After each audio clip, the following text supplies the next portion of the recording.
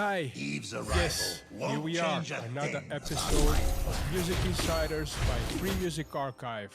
We are here, joined today by Siddhartha Courses. Hi, welcome to this episode. Thanks so much for having me. Where are you right now? I'm in Portugal, in a small town, rural area about 2 hours south of Lisbon. Very beautiful area. Have you been there for a long time? Tell us a little bit about why you are in Portugal right now. So I've been here for about 7 years. I moved here because there's a spiritual retreat center here where I've been working and helping to volunteer for quite a while. Stay focused when you that's been just very beautiful, very peaceful. So, the music we hear on the Free Music Archive, your first songs were uploaded about 2 years ago in 2020. Were those songs created in this place in Portugal? Yes, all my music has been written and recorded here. Patience. First, let's take a few steps back and tell us a bit more about how you started making music. Why do you make music, and where did you and how did you feel the need to also share that music with other people? Yeah, I've been making music since I was about 12 or so. I started playing around with a program called Cakewalk. It was back in the day, you know, just doing my little MIDI scores, and at that time I was really into like heavy metal music. So I was trying to figure out how I could make MIDI sound like heavy metal. That was the humble beginning. And ever since then, I think I've always just had this interest in experimenting and making my own music and just doing a lot of very random things and really just teaching myself by playing around with the different software and but I think it really just comes from loving music, you know. When I was younger in my teens, I would spend hours just walking around with my headphones on, just going deeper and deeper into these songs and artists that I loved so much. And I think I just have a feeling to share that also with others, you know, to make music that you can kind of just disappear into. Either submit to me or get devoured. So you started making music when you were pretty young, and then how did that early phase to what you're doing now? I don't want to ask you how old you are because that doesn't really matter, but for how long have you been making music then, and do you see like the different phases of your musical journey, and how did that evolution happen? I think I've been making music, I guess, for about 20 years or so, and I'd say maybe the main thing is that my music has gotten more peaceful. When I was younger, I was making very abrasive, kind of noisy music. You know, it's very challenging, not so pleasant for other people to listen to. Sounds quite different from what you've been making in the last 2 years. Yeah, something inside definitely mellowed out, and I think that comes through in the music. For me, it kind of feels like I'm always reinventing the music in a way. You know, I never really have a clear intention when I start playing, like, oh, I'm gonna make this kind of music or this kind of record. It always feels like I'm just experimenting and just, you know, seeing what happens. So for you, you see it as a vehicle of expression. Yeah, for sure.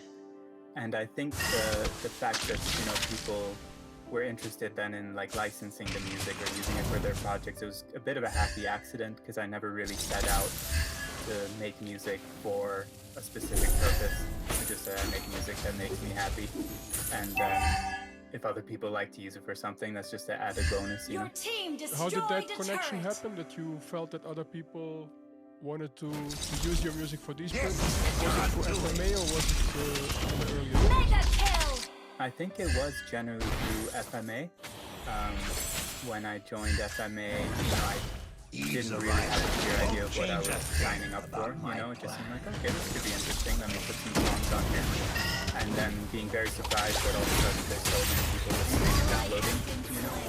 And then out of that, then some people started to get in touch and say, you know, oh, I'm working on this short film, or I'm working on this thing, you know, could I use your song? And so it just kind of happened like that. I felt like, wow, that's pretty cool. Yeah, for sure.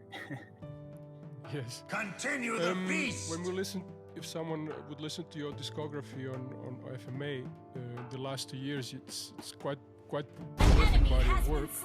Can you tell us, like, did the fact that people wanted music for specific purposes at all influence the way you make music, or is it the other way around? That you think, as like you said, as a way to express myself and just keep on doing that, then people will actually appreciate the music more. Is there any connection there? Yeah, I'd say that often if I find myself thinking like, oh, I'm going to try to make something that I think people will like, it really drives up my creativity. I find it doesn't really work for me like that, you know, and so I kind of have to just say, okay, well, this is actually what I'm inspired to make at the moment. And if people are influencing that a bit through, you know, okay, people like this kind of thing, maybe I make more like this. It's like a little bit there, but generally I find like the inspiration is more spontaneous. It just kind of comes, and then I find something that I like, and I keep going with it, and then at the end it feels like, oh, that's kind of like an album, you know? And how tell us a little bit about your creative process, not like, you know, something more general. Do you like collaborating with musicians? Do you play some instruments over your tracks yourself? Do you usually use, I don't know, plug-in instruments? This kind of stuff? What would you say is your way of making music? Yeah, so mostly I'm, you know, producing the music in Logic. I'm doing a little bit of like playing the keyboard, a little bit of writing the music out, sometimes recording other instruments. And with most of my music on the FMA, it's just me, you know, just kind of from start to finish. But at the same time, I'm also involved in other projects where I'm maybe singing a bit or playing an instrument, and I love that side of it too, you know, like to be with a band and to bounce ideas back and forth. But I find when I just work by myself, it's much easier to get, you know, an idea to a finished song very quickly. And since I've been doing it for so long, it's just a very fun way to make music. We have thousands of people who visit the website every day. There's quite a nice audience that is exposed to your music and vice versa. How is it in daily life? Do you also share, when you make a song, do you call one of the people who are living in the community there with you and tell them, hey, I made this song, do you want to hear it? Or do you, how is that for you? For sure, yeah. I mean, I kind of know who my fans are. You know, in the local community, I have a few like friends and things who really love the songs, and I'm always very happy to share with them. And you know, even at the very early stages. And my wife also is super supportive. You know, she loves my music. Drink tea and listen to music is, you know, one of our favorite pastimes. So, yeah, and then in the community itself, there's also quite a rich musical thing. You know, there's quite a few musicians around here, and we're all making albums sometimes and playing together. And so, you know, yeah, it's I have a local audience also. Killing spree. Sounds very nice. That's always nice, especially if you upload a lot of virtual online, so you don't have like that physical content. I guess it's really important to also have the people around you where you live. Tell us a little bit about any, if you don't mind sharing, like any funny or weird or really nice or surprising case where somebody on FMA was asking you about their music, like a school project or a known brand or something like that.